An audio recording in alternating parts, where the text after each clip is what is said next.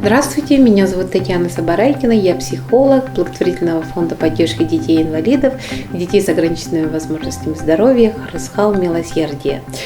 Сегодня мы поговорим о том, что такое семейная система, для чего она нужна и вообще как она влияет на нашего ребенка.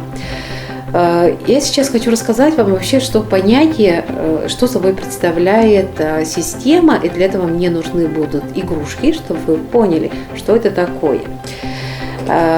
Это мама.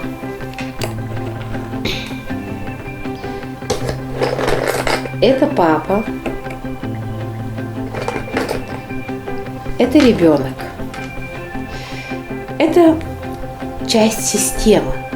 Система на этом не заканчивается. Это 3 человека, которые рождают семьи и которые дают понятие семьи. Семья состоит из мамы, папы и ребенка. Кроме этого, у нас есть в нашей системе бабушки, есть дедушки.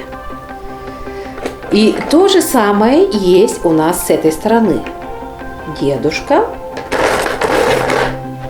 и бабушка. Это получилась система. И таким образом эта система разрастается.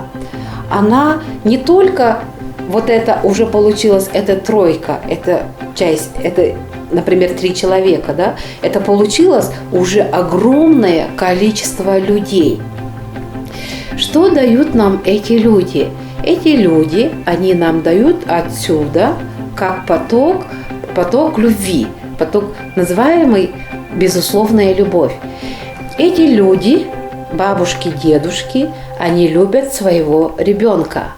Эти бабушки, дедушки любят своего ребенка.